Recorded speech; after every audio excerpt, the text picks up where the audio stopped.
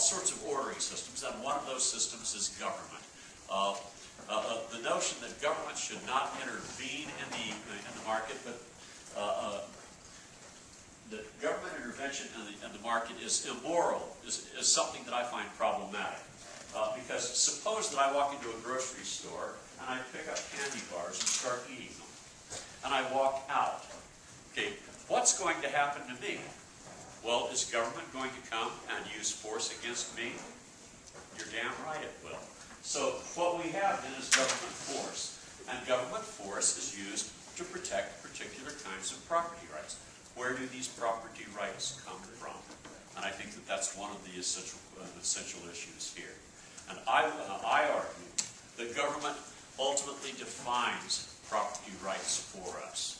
Otherwise, you have to appeal to some celestial being or perhaps a Lockean sort of labor theory of value, which would put you right in there with the Marxists. Okay, I think that property rights are defined by government and can be redefined at the will of government, given a consensus of the population as a whole. I base my definition of rights and understanding of the nature of you as a human being. I don't believe in a divine being at all. It's your nature as a human being. It is right for you to think as an individual. It is right for you to act as an individual. It is right for you to eat as an individual. It is right for you to take the actions. And that's why it's the nature of human life. If you walk into a store and you start eating the candy bars, you are using force against the shopkeeper. You've started the force. You presume the right to take his stuff. If he calls the police, that is not government intervention in the market. That is the government preserving the market. That is the government preserving the market. Because if we can all walk in and take other people's stuff, whatever we want, there is no free market. So there's a complete mix-up here between the initiation of force and retaliatory use of force. In the example given here, the use of force was begun by the shoplifter. Right? So it is right for the government to come in and stop that in order, and one consequence is to preserve the free market. The basic reason is to preserve the rights to life, liberty, and the pursuit of happiness of all of us. So the initiation of force versus retaliatory force is just greatly illustrated by that example. Notice that when you ask the question, which policy works best, the word best is a normative term. Best for what? If your goal is equality, then you'll be like the leftists who went to the Soviet Union, came back around 1930, and said how nice it was to see everybody equally shabby. He will want everybody equal and won't care whether everybody's below the standard of living that the lowest person has today, right? The best depends on what you think as best, and that is a moral term. And so that's how that question would have to be addressed. Oh. Well, I mean, taking these normative terms, we go right to the heart of the issue. Rather than skirt the issue and talk about what works best, as Professor Burns said he would do, while skirting the issue of what constitutes the best, our topic tonight is morality. So you would have to determine what constitutes the good, and therefore what constitutes the best, before you can even answer the question.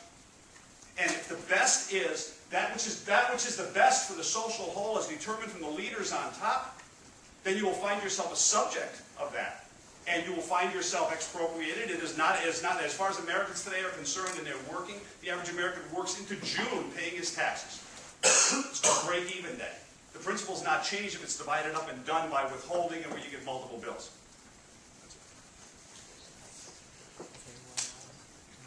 All right, Professor Burns, in your last questions, you said basically that property rights would be defined by consensus, but that would presume that one could reach a consensus on this matter. You know, is this just in the end majoritarianism, or?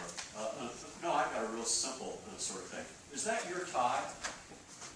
Is that your tie? Yes. Everybody who thinks that's his tie, please raise your hand. Everybody who disagrees that that's his tie, please raise your hand. Oh, we have a consensus. That's your tie. Simple.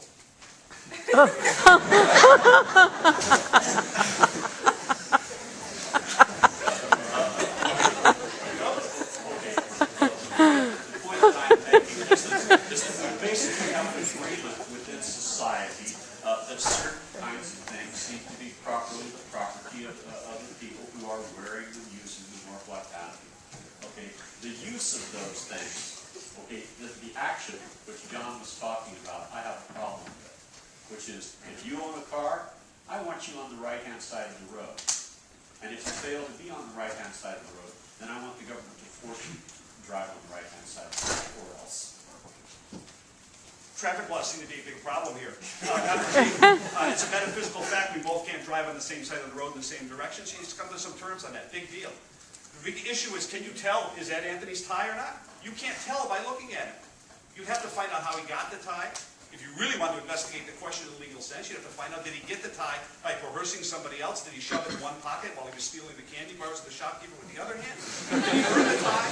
Was the tie given to him by somebody who had gotten the tie properly? You can't tell by looking at it. And property rights, consequently, are not subject to consensus because it doesn't matter how you vote on whether it's his tie or not. What matters is the actions that he took to get it.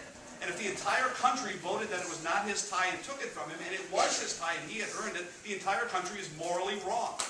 And most countries have been morally wrong. That's why so many people have died in mindless slaughters of wars and dictatorship. It's not determined by a consensus.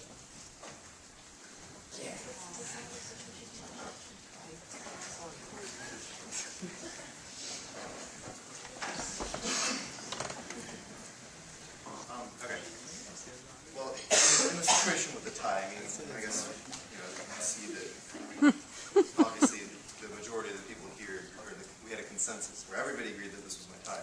But what about in more complex arenas, you know, eminent domain, for example, you know, with the creation of roads, you bring in the Supreme Court case, Kelo versus New Haven.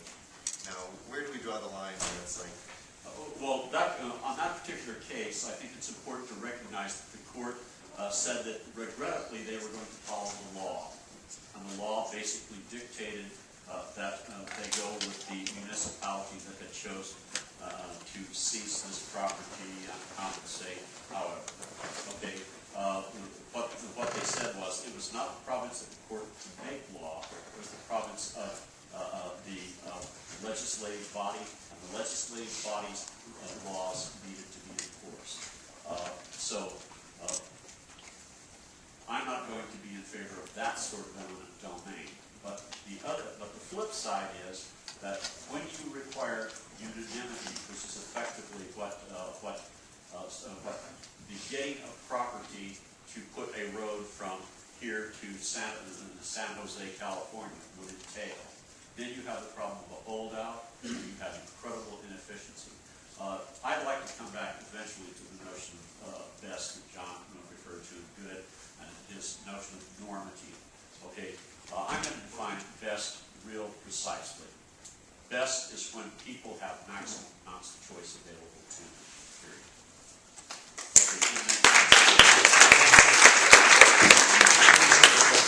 Yeah, we'll all have the greatest amount of choices if we can take each other's clothes without regard for property rights. Then we can just choose to take the guy next to us.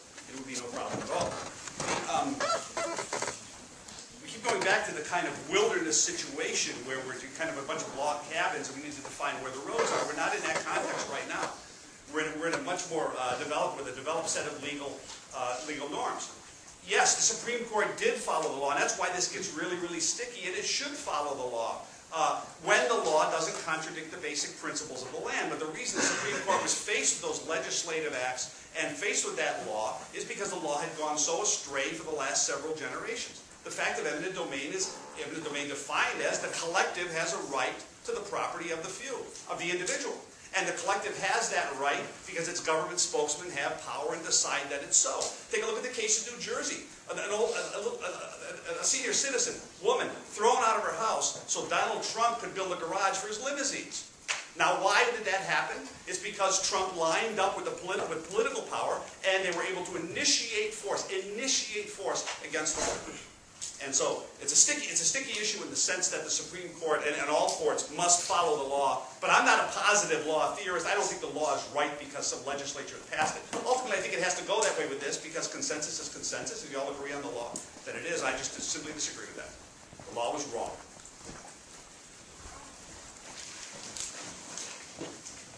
I'm not sure exactly what to say on that. I don't really have much of a response. Is it possible for me to reserve time for later? Well, this was sort of outside of our system. Okay, never mind.